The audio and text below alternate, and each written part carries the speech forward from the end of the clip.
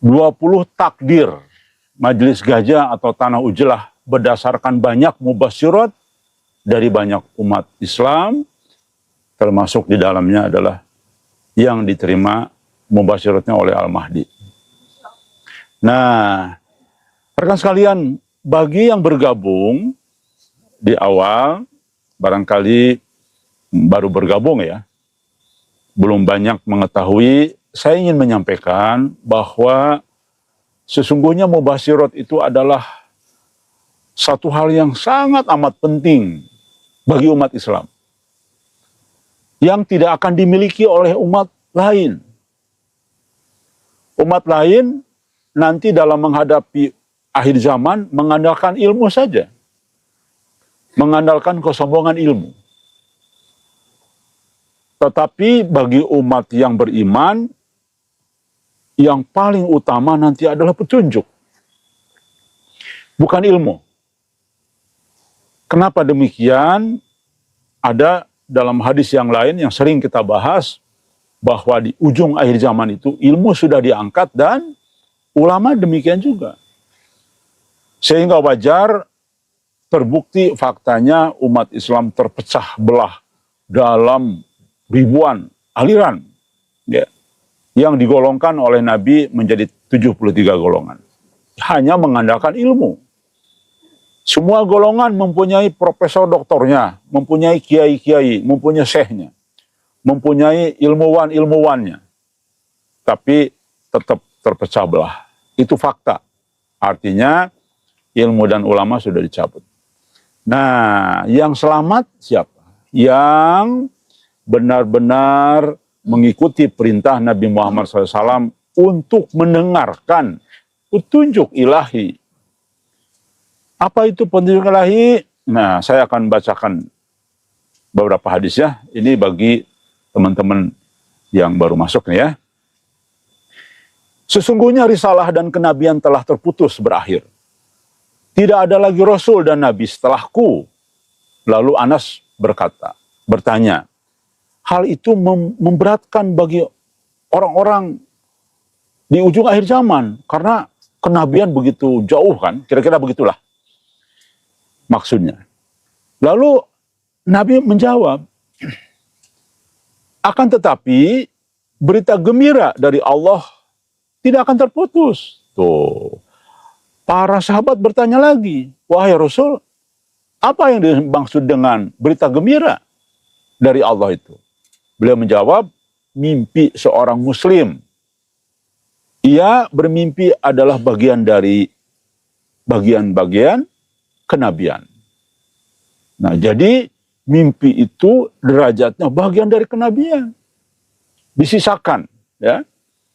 Nah, jadi ini justru Majelis Gajah sangat sa'mina wa tona terhadap Nabi. Orang-orang yang tidak yakin dengan mubasyirat, maka sama dengan tidak sa'mina wa tona sama Nabi. Kita mengikuti arahan Nabi, ya. Oke, itu contoh hadis yang pertama. Hadis kedua, tidak tersisa dari kenabian kecuali peringatan-peringatan. Tadi kabar gembira, sekarang peringatan. Mereka bertanya, apa peringatan-peringatan dari Allah itu? Rasulullah menjawab, mimpi yang baik dan benar. Jelas ya? Jadi fungsi mimpi itu pertama kabar gembira bagi umat Islam. Tentu bagi orang yang beriman kepada apa yang perintahkan Nabi. Bagi orang yang tidak, mimpi diabaikan. Padahal kabar gembira loh ini. Diabaikan. Kedua, fungsinya peringatan.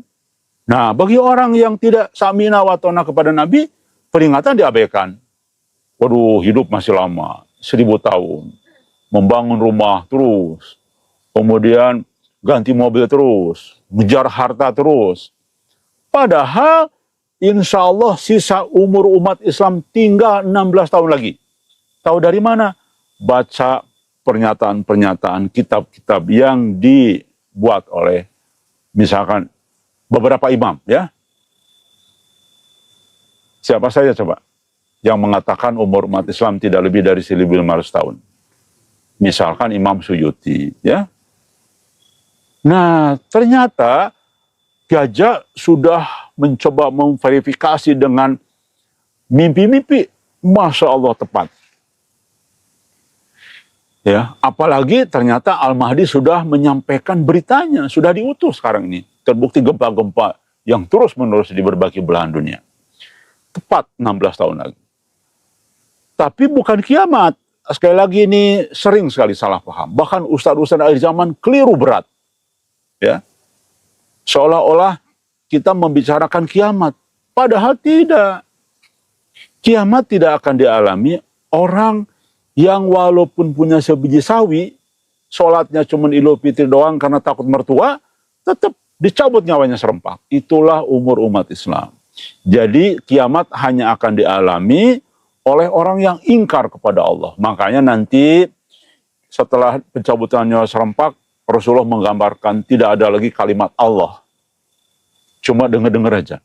Dulu itu orang tua saya ngedenger-denger nyebut-nyebut Allah. Coba. Ke masjid sudah nggak ada lagi masjid. Ya. Bahkan mohon maaf perilakunya sudah kayak binatang semua. Hubungan suami istri di mana aja. Pengen di mana gitu. Sebagainya.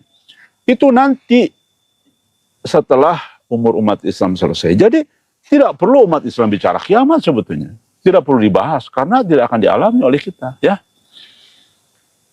Itu ya kabar peringatan.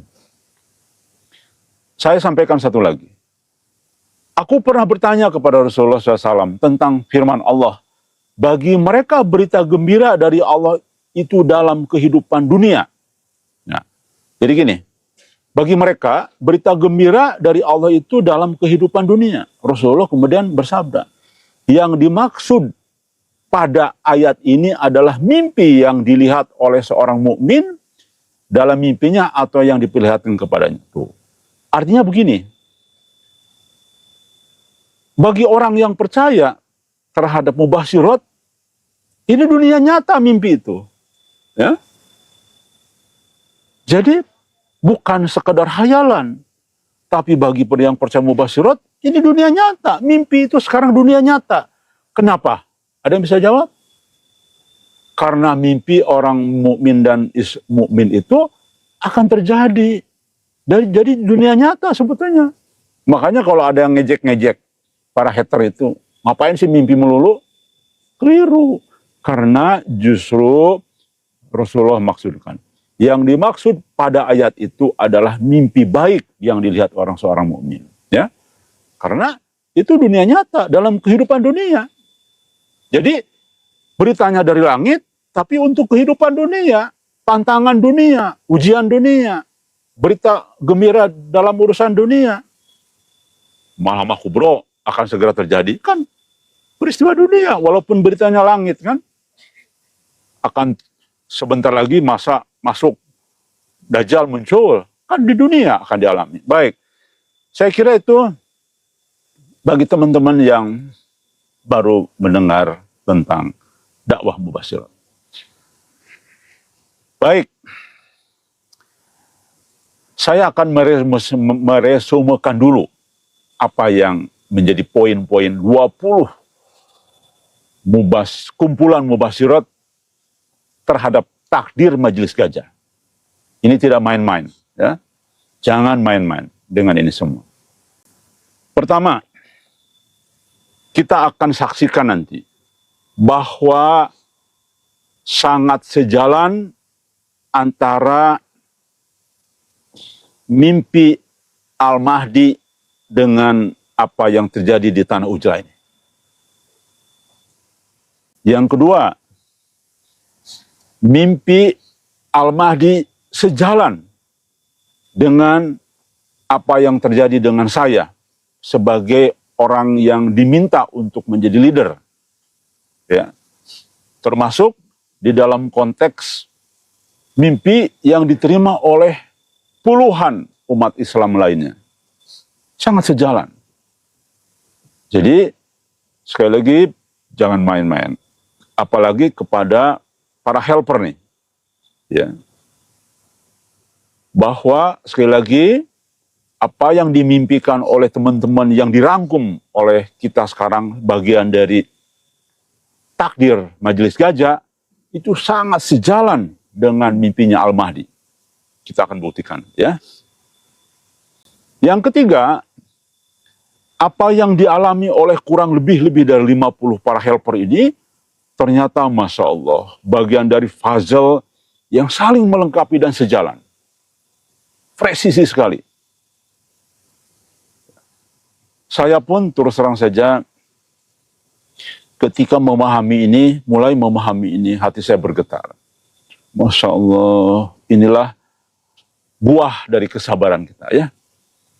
Bahwa kita bersikukuh terhadap hadis. Kemudian kita sabar menghadapi ujian. Kita tegar walaupun dihantam oleh Al-Mahdi sendiri yang kita perjuangkan, ya. Dan sebagainya. Baik, pertama, dari 50 lebih mubasyirat yang diterima oleh rekan-rekan helper di berbagai belahan dunia, ya. Saya merangkum. Pertama, takdir Gajah dan tanah Ujlah itu Masya Allah dijaga oleh malaikat. Oke, wajar tidak? Wajar. Doanya insya Allah terkabul. Kenapa terkabul? Karena di sini sudah bebas dari berbagai perilaku syirik. Minimal sudah mendekati, walaupun mungkin tidak 100%. Barangkali hati kita, di antara kita secara personal masih ada perilaku syirik barangkali. Tetapi kita sudah mulai mendekat. Yang berikutnya wajar, kenapa? Karena pada faktanya sampai hari ini, insya Allah ya, mungkin ada pengetahuan saya yang belum tahu. Tetapi saya sudah browsing, sudah mencari tahu. Di dunia hampir tidak ada kelompok yang sudah menjadi Ashabul Kahfi yang disebut-sebut dalam hadis. Saya sudah cari. Ada memang yang sudah membuat kampung akhir zaman. Tapi tidak sesuai dengan apa yang disampaikan di dalam mimpi Muhammad Qasim bahwa Nabi Muhammad merindukan Islam sesuai dengan Islam di zaman baginda Nabi Muhammad SAW. Ya. Ada kelompok-kelompok, tapi belum seutuhnya juga. Ya. Jadi apa yang dimimpikan oleh teman-teman di poin pertama tadi wajar. Di dalam mimpinya teman-teman tidak hanya 1-2 mimpi, ya. Majelis Gajah dan tanah Ujlah dijaga malaikat. Baik, itu yang pertama. Itulah takdir Majelis Gajah. Yang kedua, di dalam rangkuman mubasyirat yang diterima teman-teman, Nabi Muhammad Shallallahu Alaihi Wasallam mendoakan Majelis Gajah. Masya Allah, coba dalam mimpinya Rasulullah mendoakan Majelis Gajah. Wajar. Secara analisa, mengapa kita, terutama saya mendorong kita semua di sini untuk mendekati kehidupan seperti zaman Nabi. Ya, termasuk menjadi ahli Ashabul Kahfi tadi. Bahkan kita insya Allah sesuai dengan definisi hadis. Orang yang sudah ujlah itu disebut dengan orang yang terbaik. Ya, manusia terbaik. Manusia yang sudah ujlah itu manusia paling utama. Dan dijamin terhindar dari fitnah Dajjal. Itu menurut kaidah hadis, ya. Baik. Apa contoh kehidupan kita mendekati perilaku atau kehidupan Nabi? Ya contoh, misalkan, contoh ringan nih. Nabi Muhammad SAW pada subuh, dalam banyak riwayat, selalu membahas mimpi-mimpi yang dialami oleh para sahabat. Insya Allah, hanya di sini di dunia saat ini, pada subuh yang membahas mimpi teman-teman. Silakan, cari tahu. Saya punya keyakinan, bukan bersombong, tapi ini hanya menyampaikan fakta. Hanya disinilah yang setiap pada subuh, setiap pagi rutin membahas mubasyirat yang dialami oleh kita, sahabat kita semua. Nabi pun begitu. Di dalam banyak riwayat, sehabis subuh, sahabat masih berkumpul. Untuk apa? Bermusyawarah. Dan kita pun demikian. Setelah pada subuh, setelah kita kajian, ya, kita bermusyawarah setiap pagi, tidak terlewat musyawarah untuk membahas masalah-masalah yang kita sedang lakukan, sedang kita alami dan sebagainya. Ya. Yang ketiga, di dalam mubasyirat teman-teman, Gajah mendapat tugas memisahkan kaki tangan Dajjal dari Muhammad Qasim dari Al-Mahdi. Tugas, makanya beberapa waktu yang lalu saya berkomitmen. Gajah akan memerangi kaki-kaki tangan Dajjal di sekeliling Muhammad Qasim. Kemarin sudah kita kaji. Bagaimana kita mengatakan bahwa dikelilingi di sekeliling Muhammad Qasim saat ini yang dekat itu kaki-kaki tangan Dajjal mayoritas, ya, tidak semua. Sering tidak sesuai laporannya. Fitnah. Ya kan? Yang paling fatal mengadak-ngadakan hal-hal yang baru yang tidak disampaikan oleh Nabi. Ini yang paling fatal. Apa coba? Jangan dengarkan mimpi yang lain. Hanya dengarkan mimpi Qasim. Itu. Dajjal.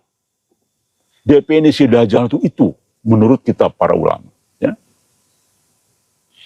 Jadi kita bukan menuduh, tapi ilmiah.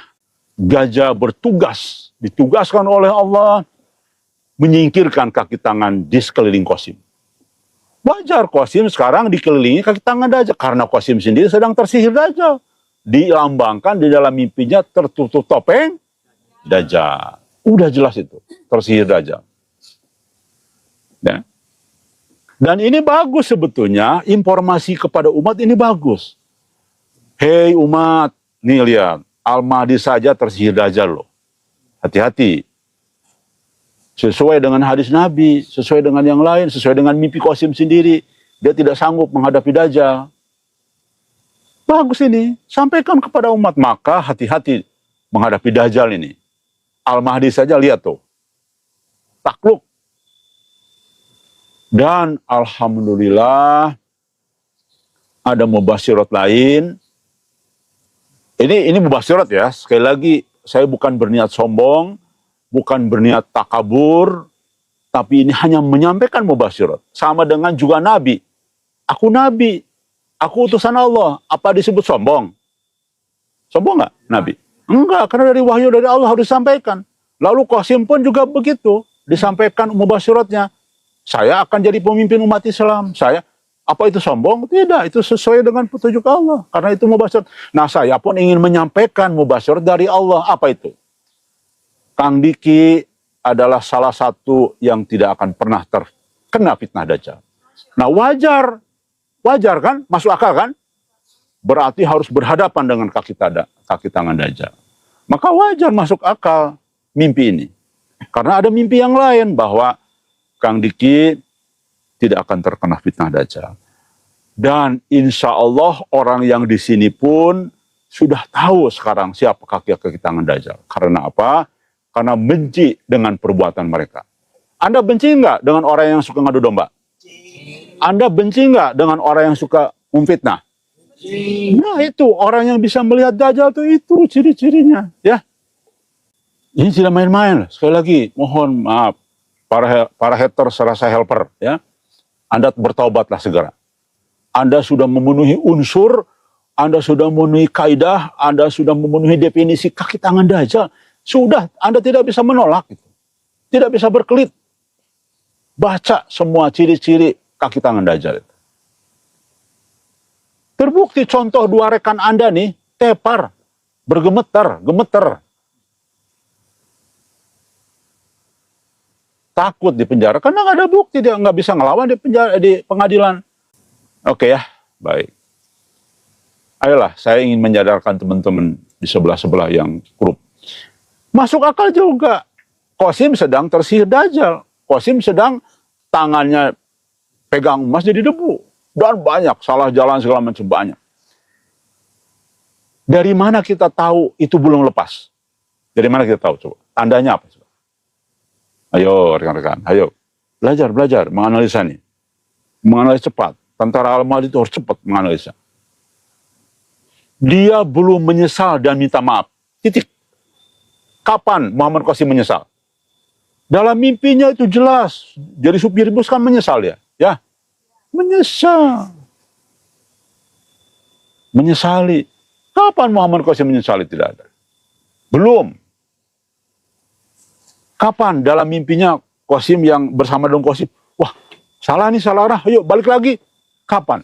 Tidak. Belum terjadi. Ya. Oke. Yang berikutnya. Keempat, takdirnya Majelis Gajah dan Tanah Ujlah. Tanah Ujlah dan Perpustakaan Berita Langit ini akan dikenal luas nanti. Wajar. Sebelum saya menganalisa wajar, mohon dihayati apa yang saya maksud Perpustakaan Berita Langit itu. Yang dimaksud Perpustakaan Berita Langit nih, rekan sekalian, ya, juga teman-teman Majelis Gajah, adalah seluruh tanah Ujlah ini. Itulah Perpustakaan Berita Langit. Orang-orang yang ada di sini semua. Itulah Perpustakaan Berita Langit. Dihafal, diingat apa saja mubasyirat yang sudah diinformasikan Allah Subhanahu wa taala. Ya. Baik nanti disaung sebagai miniaturnya, tapi seluruh tanah Ujlah ini adalah Perpustakaan Berita Langit. Kita berkehidupan cara Nabi itu sudah Perpustakaan Berita Langit. Ya. Itu dia. Jadi jangan salah ya. Wajar akan terkenal. Pertama, kita sudah tahu dari mubasyirat Muhammad Qasim dan juga para helper lain.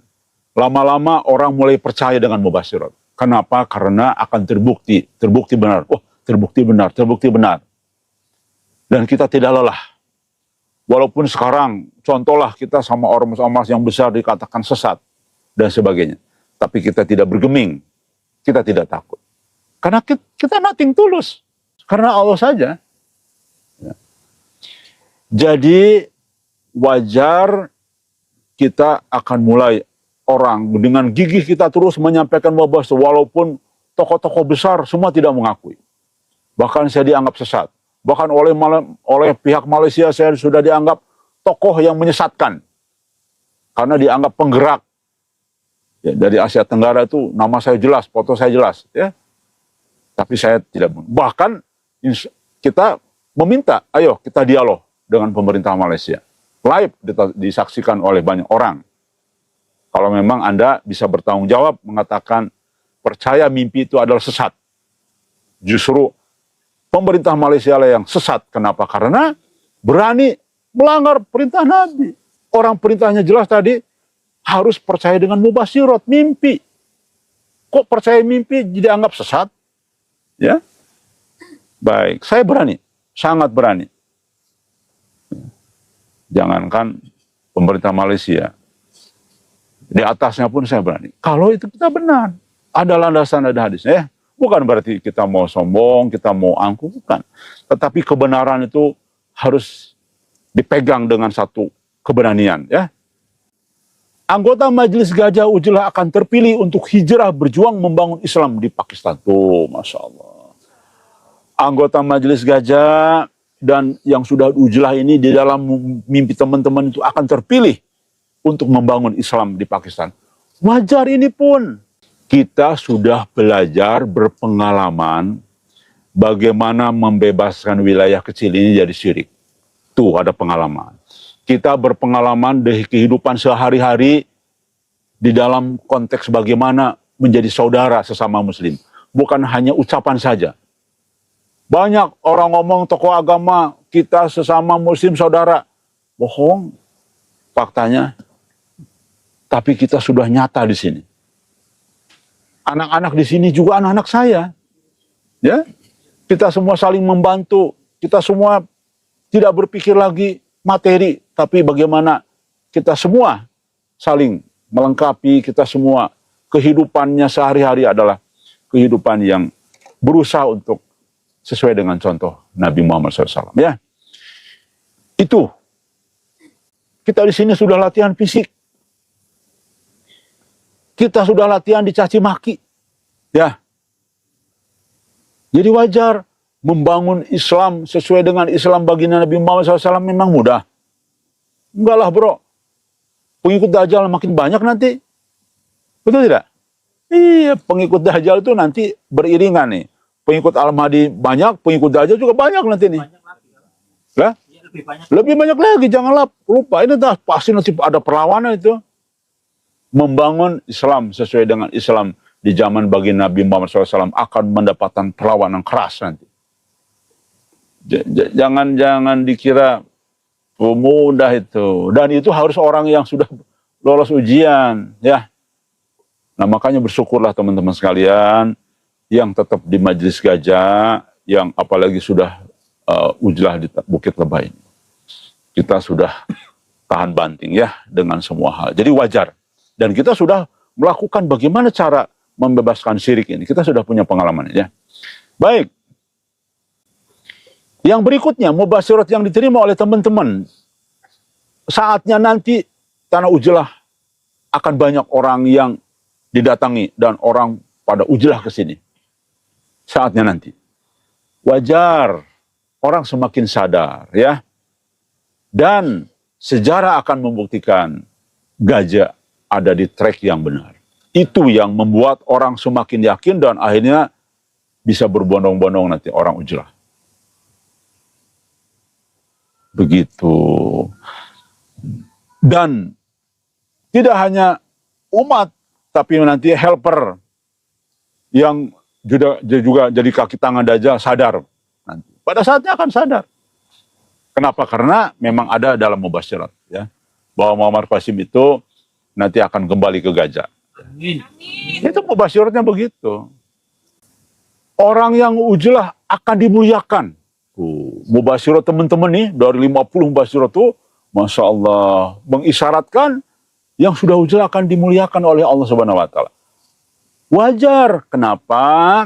Karena kita ini setiap pagi pada tahajud, tiap malam loh rekan-rekan sekalian yang di rumah ya, kita tahajud berjamaah, kita bermunajat setelahnya, mendoakan kita sendiri, mendoakan para helper, mendoakan umat di Indonesia, di dunia. Wajar ya, orang doanya dibebas wilayah syirik, kemudian sehabis tahajud, Masya Allah, insya Allah kabul ya. Wajar, Allah muliakan. Demikian juga tadi sesuai dengan definisi hadis baginda Nabi Muhammad SAW bahwa akan muncul di akhir zaman sebagai pembantu utama Al-Mahdi, yaitu ahli Ashabul Kahfi. Dan disandingkan dengan kalimatnya akan dibantu dengan 3.000 malaikat. Coba. Wajar dimuliakan oleh Allah ya. Karena untuk menjadi ahli Ashabul Kahfi itu tidak mudah. Tidak mudah ya. Saya saja berdarah-darah.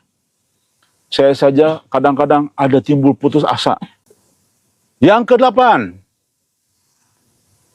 Gajah akan ini mubasyirat ya yang diterima oleh teman-teman. Gajah akan membangun daerah yang baik untuk hijrah. Ya. Jadi gini. Ini saya mendefinisikan di Pakistan nanti. Ya. Gajah akan membangun daerah yang baik untuk hijrah. Dan helpernya akan terseleksi. Nah, ada mubasyirat yang lain. Banyak sekali. Di mana memang saya digambarkan akan membangun daerah di Pakistan itu, di daerah yang sejuk dingin dan di dataran tinggi. Daerah yang sering bersalju. Kang, saya dapat gambaran Kang Diki membangun dengan para helper itu seperti itu keadaannya. Jadi sangat wajar. Kenapa demikian? Mubasyirat ini wajar. Ya kita pengalaman di sini, pengalaman hidup dingin, ya. Satu, di sini kan dingin sekali, kadang-kadang sampai 14 derajat, ya. Sampai 15, 16 derajat rata-rata. Nah, itu perlu pengalaman juga, gimana hidup di daerah dingin, gimana kita bertahan dari sakit di daerah dingin, dan sebagainya. Ya. Dan wajar, karena tadi, insya Allah, pada faktanya, insya Allah kita bagian dari ahli Ashabul Kahfi. Karena memang faktanya ciri-cirinya begitu. Ashabul Kahfi itu kan menyingkir dari perkotaan, dari tempat maksiat, tempat zalim, ke gunung, menyingkir, ke bukit, menjauhi itu semua. Jadi bukan sombong, mohon maaf. Tapi karena memang sesuai dengan faktanya, ya, gajah itu. Berikutnya, mubasyirat yang berikutnya, gajah akan lolos dari berbagai ujian, pada akhirnya akan berjaya. Demikian. Alhamdulillah, Masya Allah. Berikutnya adalah takdir yang ke-10. Di dalam mubasyirat, salah satu mubasyirat ya, yang kita terima dari seorang helper, bahwa gajah dan khususnya di Tanah Ujlah itu adalah tempat sekolahnya, belajarnya agamanya Muhammad Qasim. Masya Allah. Masuk akal nggak? Masuk akal. Kenapa? Karena memang tanah satu-satunya helper, di kelompok helper yang ada di dunia ini, hanya Majelis Gajah yang punya pesantren keluarga, yaitu di Tanah Ujlah itu, di Ciater. Di situ jelas sekali kita berusaha untuk hidup, berperilaku, keseharian, dan ibadah sesuai dengan petunjuk baginda Nabi Muhammad SAW. Itu bahkan kita ingin suasananya seperti di zaman Nabi dulu, ya. Nah, jadi masuk akal mimpi ini, ya.